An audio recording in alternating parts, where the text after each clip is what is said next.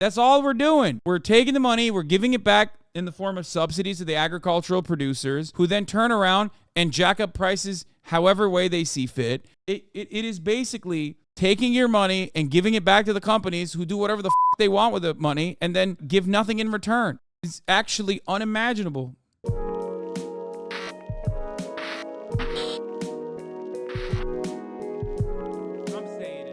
Also, here's another what the fuck are you going to do about it moment. The student loan pause has expired. Turn now to news for millions of student borrowers. The 3-year pause on federal loan payments is ending and interest begins accruing again. Payments are set to restart next month. Elizabeth Schulze is back with more from Washington on that. So break it down for us, Elizabeth. Thank you.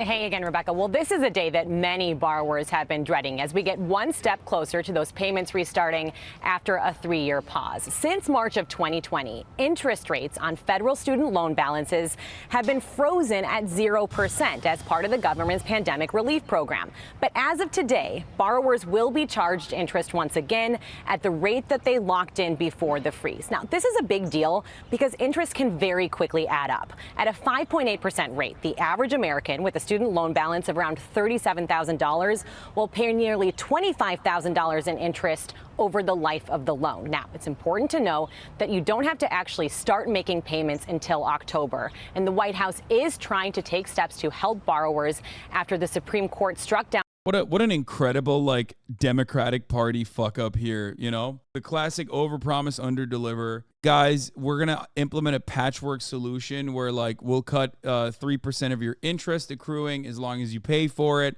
when you're in a, economic zone that you're working at in the immediate aftermath of graduating from college. It's just like, but you don't have to do any of that. You don't have to do any of that. You could just straight up say, nah, Department of Education, I own it. It's mine. We're just not. We're not requiring you to pay these loans. That's what Biden said. He has all the power in the world to actually do that. Yeah, to Pell Grant recipients who agree to work in an underserved area for 20 years, you'll be able to get a 50% off your interest over the lifetime of the fucking loan. It's great. Fucking awesome. Sick. There is just no. This is so stupid. This in and of itself is so stupid.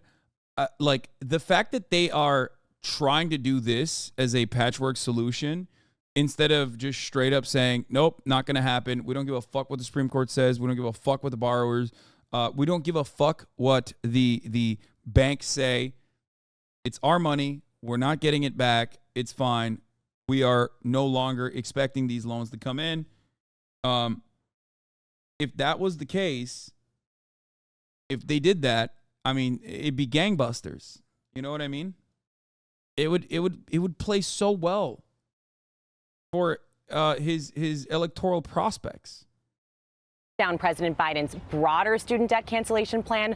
For example, it's rolling out a plan that will help lower monthly costs based on your income. But the bottom line today, experts say now is the time to log into your account and check your balance and make a plan for when those payments resume. Rebecca. It's great advice, Elizabeth. Just do it now and go out and enjoy the weekend.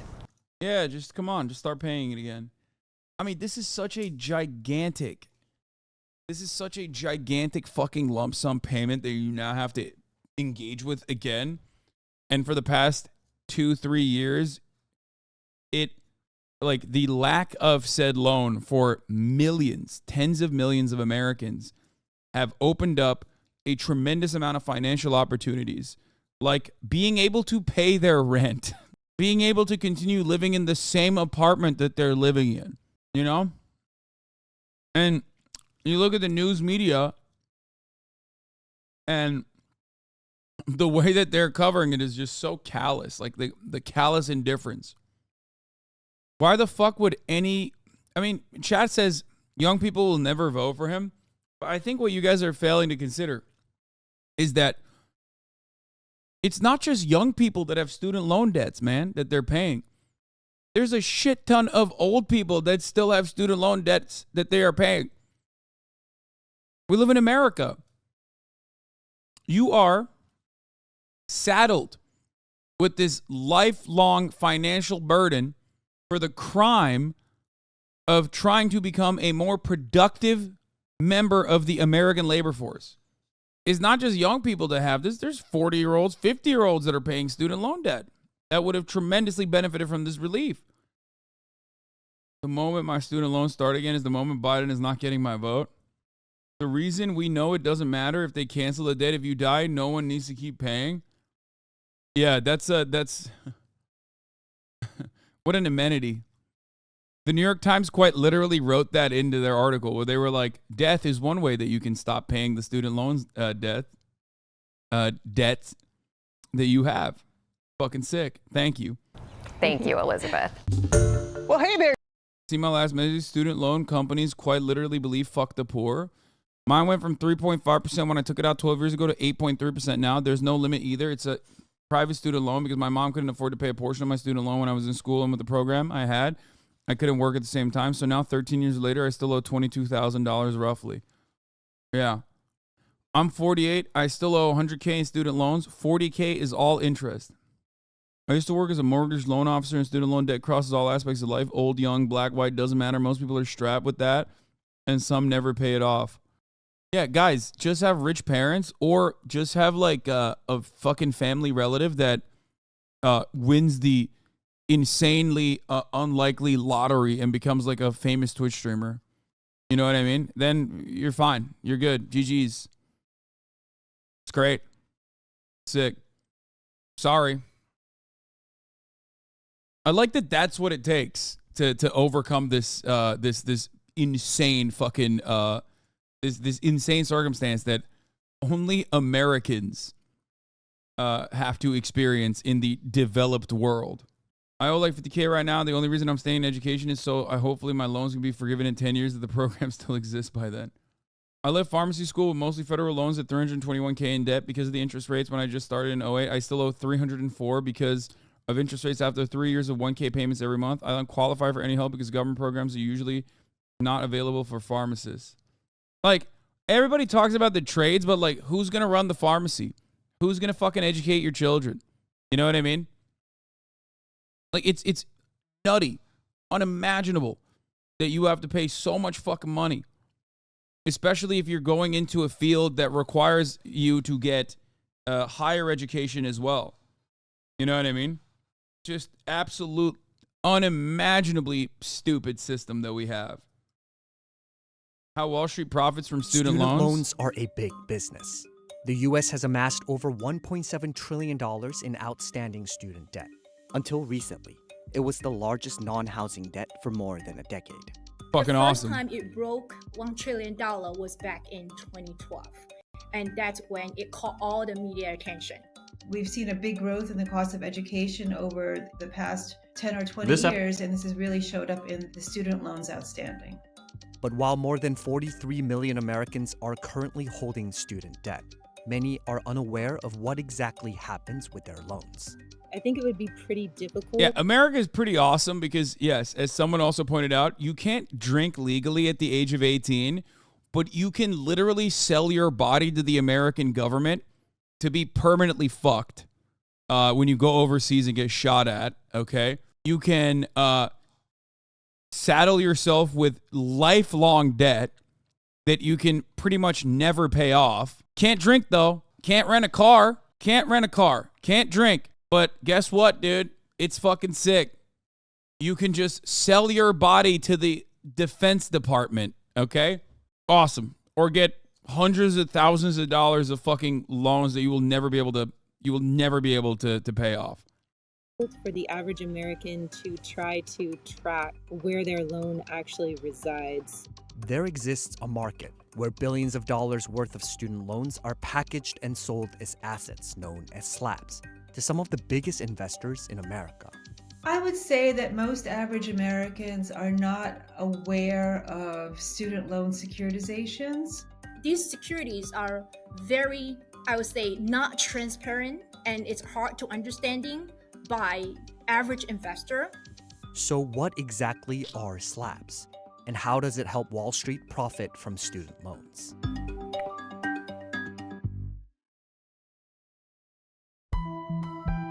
Securitization is the practice of converting assets, usually loans, into securities that can be bought and sold by investors. Wall Street uses securities to trade almost everything you can think of: auto loans, business loans, and even aircraft leases. Let's say I'm a bank. I'm an ER physician just finishing residency and will be crushed for a long time. Obviously, no one feels bad for someone with a physician's salary, but given inflation and housing prices, is going to be brutal. Yeah, I mean, once again, that's insane. The fact that doctors have to be saddled with hundreds of thousands of dollars of debt is fucking insane. Brother, we need that. Okay? We need that. Like, even the dumbest guy understands. Like, you could be the fucking dumbest hick, dumbest cousin fucking hick in some rural ass, podunk, forgotten backwater area. And even you there know you need at least the vet, okay, for your cows. Like, it is mind-boggling to me that that shit ain't free in America. And let me tell you something.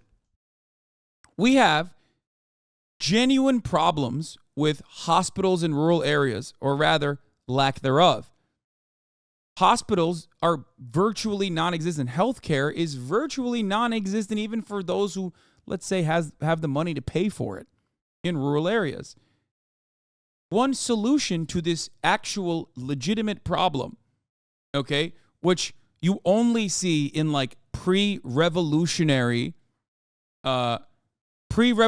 dictatorships in Latin America, okay? We're talking like the Cuban dictatorship pre-Castro, right? Like, that is one of the major changes that comes with socialist revolutions in Latin American countries, is that they bring hospitals to fucking forgotten parts, rural areas. America is crawling backwards towards that reality, okay, where you don't have any fucking healthcare. You don't have any hospitals. If you're living in West Virginia, what the fuck are you going to do? Oh, yeah, you got to get medevac if you have like a serious emergency, or you just die, okay? So how do you fix that? Well, here's how you fix it. You make healthcare free, okay? Or you make education free. Sorry, not healthcare. Obviously, that's not going to happen. You make education free, okay? You create a public health sector. And when doctors are doing residencies, they have to go and do their residencies. They have to go and work in rural areas. That's how you do it in a place like Turkey, for example. That's usually how you do it in most countries that have some level of socialized medicine. You're supposed to do that. That's what's supposed to happen. It's like we're paying. The government is paying for your education. So now you have to do your job. You have to do the right thing and go work in an area. Maybe you don't like it, but it doesn't matter, because guess what? You're a fucking doctor. You're there to save lives. That's how it works in every socialized healthcare system. It's nutty that doctors are saddled with like 400 grand worth of debt by the time they get out. But do the right thing isn't what America's about. No, it doesn't matter. You don't even have to think about it like you're doing the right thing, okay? You have to think about it like you're paying back your education, which makes fucking sense. You're paying it back. You're already paying it back. Like, you already have to pay back $400,000 of debt regardless. I was on a trip to NorCal, Mendocino Coast, broke my toe, and it took me 3 hours to find an urgent care place and got shitty care. They misbilled it and kept sending me false bills for almost a year. City wasn't that rural. It even have an EV fast charger, but no competent healthcare. Insane. Yeah. Like, this is what, for the record, what I'm describing isn't magic, okay? What I'm describing isn't that crazy. That is like the skeleton of what a government is supposed to do. This is the bare minimum, okay? The bare minimum a government is supposed to do is like protect you, make sure you have like adequate treatment, make sure you have electricity, make sure you have water. You know what I mean? It's those amenities that come with paying fucking taxes. That's the whole point. If that doesn't happen for you, why the fuck do we have a government anyway? And it blows my fucking mind. But that is also part of the reason why, okay? That's also part of the reason why You cannot separate free healthcare from free education, free college education. Okay? And I want to issue a bunch of loans. After those loans are issued, I can then sell them to a third party in order to securitize them.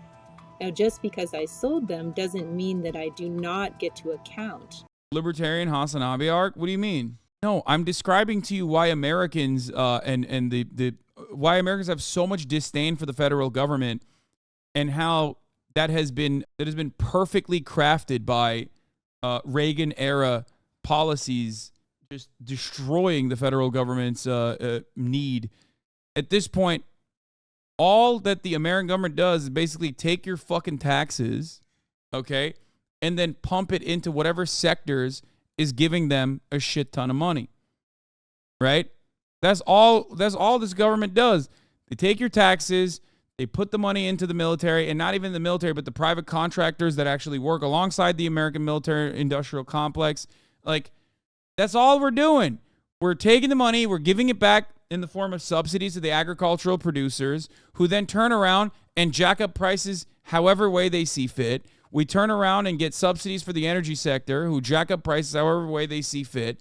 It is basically, at this point, a mediator of taking your money and giving it back to the companies who do whatever the fuck they want with the money, and then give nothing in return. It's actually unimaginable. Instead of, and then some of it obviously goes to fixing the roads or maybe propping up a new school every now and then. But it's crazy to me that is the solution. Huh? For the estimated value of those securities, Oh, the dogs are... I've just sold their interest to a third party. So it's a very lucrative arrangement for a corporation. It's a very lucrative arrangement for the investors. The biggest and the most well-known type of asset-backed securities are mortgage-backed securities, or MBS. There were more than $12 trillion worth of outstanding mortgage-backed securities by the end of 2021. Securitization, its history really started off with the mortgage market. And the mortgage market is a much larger market than other forms of consumer credit, especially other forms of financing of consumer credit. So that lends itself to being a much larger market. Student loan asset-backed securities, or SLAPs, refer to securities that are specifically built around student loans. The way that borrowers get student loans is of two ways. If they're getting a federal student loan, they usually apply using FAFSA, right? If they're going to get a private student loan or a private credit student loan, they would apply through a bank or through a lender. The loans that are then created are bundled together into a pool. And these pools are often highly diversified by regions, by school, by borrower type, for example. And the diversification really protects the investor from losses that are idiosyncratic. They're then transferred to a special purpose trust, which is set up to hold the loans and issue the securities.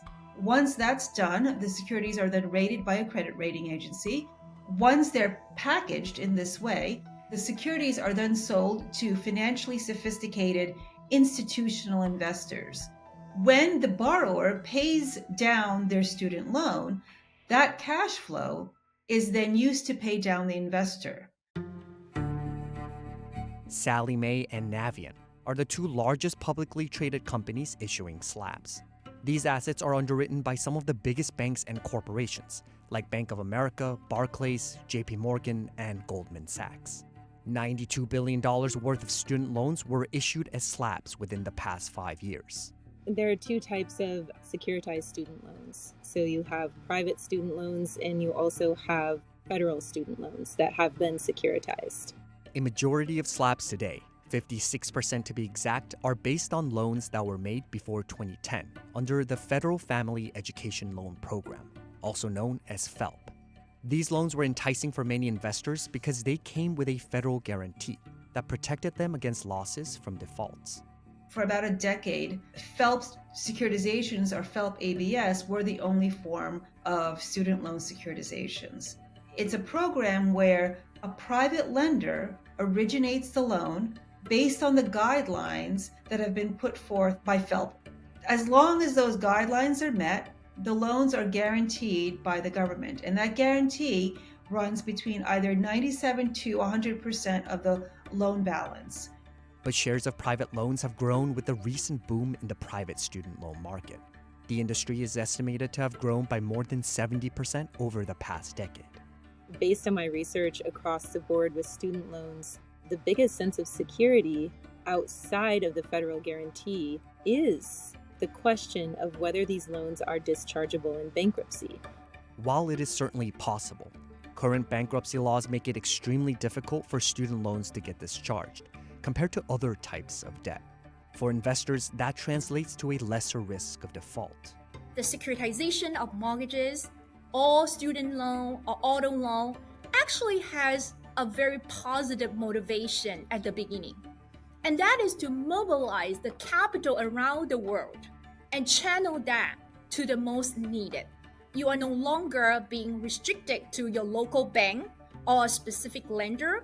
It's just the whole liquidity enhancement around the world. So that itself is a pretty good idea, but Wall Street sometimes can go a little bit too far.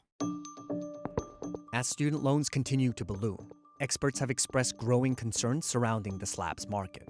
The worry is that slabs could pose a systematic risk to the American economy, similar to how subprime mortgage-backed securities contributed to the crash back in 2008. This is something that came up for me back in 2018 when I began to study student loans, and prior to that I had been covering mortgages and specifically mortgage-backed securities. I saw the parallels and it really freaked me out because I realized that this cycle was only going to repeat. One of the key ways to uncover these similarities between student loans and mortgages is to look at the affordability issue. You have a bunch of well-intentioned people hoping that their income is going to increase. Now, when the income does not increase, you have a lot of loan debt and nothing to pay it with. The national cohort default rate for student loans has plummeted, boosted by the payment pause during the pandemic. But the Consumer Financial Protection Bureau estimates that 1 in 5 student loan borrowers have risk factors that could cause them to struggle when federal student loan payments resume in October. I personally do not feel like the inability to pay something back really needs to be scary. I think what's scary about it, and what was scary about 2008, was the tremendous uncertainty that everyone had about what valuation even was. Housing prices were falling dramatically. Nobody knew when housing prices were going to stop falling. And the reason that they were falling was because their valuation had been propped up by the mortgages that supported them.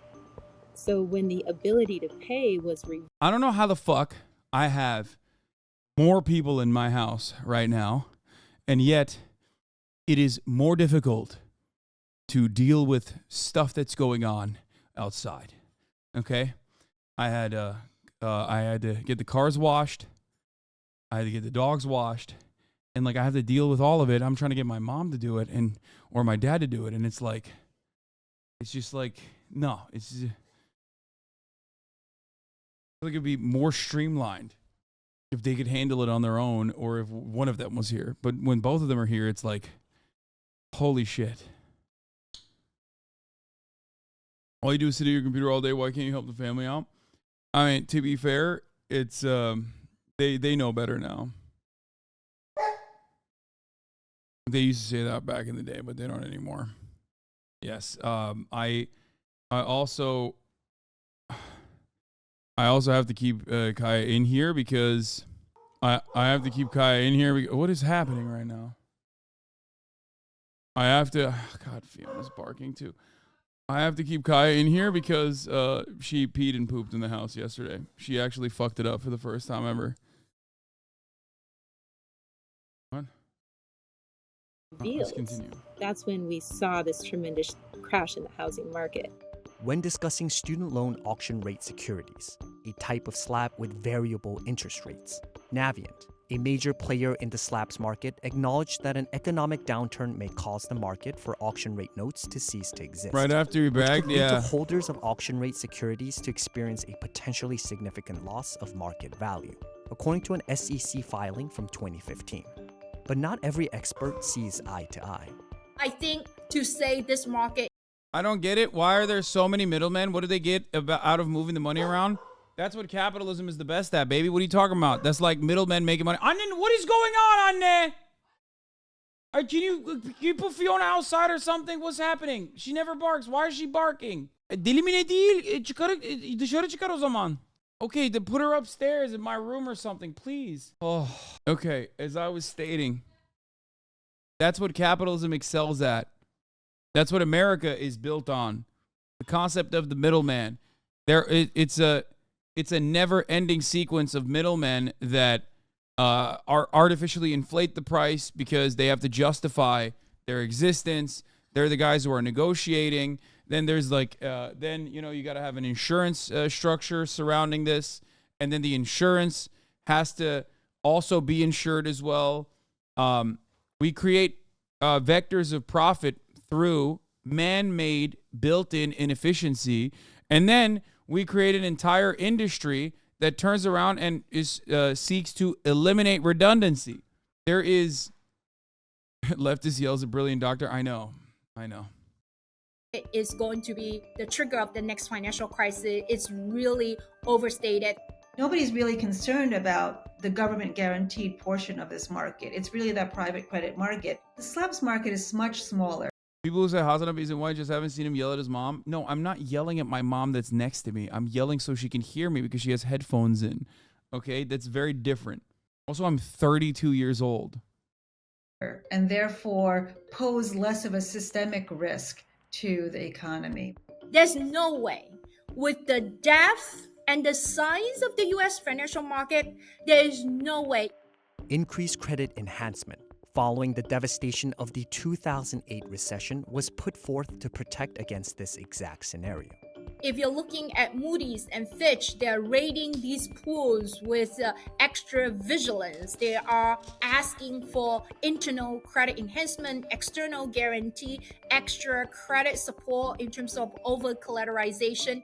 Even if there are substantial charge-off and stuff like that, they're mostly going to be absorbed within the internal and external credit enhancement measures that have been put forth very aggressively after the financial crisis. Recent developments, like the 3-year pause on federal student loans and the Biden administration's initiatives to relieve student debt, have sent shockwaves through the slabs market. The volume of newly issued slabs dropped from the height of $27.3 billion in 2021 to just $7.1 billion in 2022. I do not think that slabs is a really attractive investment at this point, given that we are in a very high interest rate environment and you look around with risk-free treasury security paying 5%. Are you really attracted to slabs at 5%? A lot of investors really don't know much going on with the pool, and the transparency is pretty bad. But slabs are not going away anytime soon, especially as tuition continues to rise and more borrowers rely on private loans to pay for their education. Private credit has always been used to supplement the federal loan program, and that's going to continue. I think that there will always be a need to. Meanwhile, this has also played a role in allowing colleges to continue fucking raising their prices. It's just, the system is entirely, fundamentally broken. Top to bottom. Do so. To the extent that that continues, those lenders, the lenders of the private credit student loans, will be looking for ways to fund these borrowers.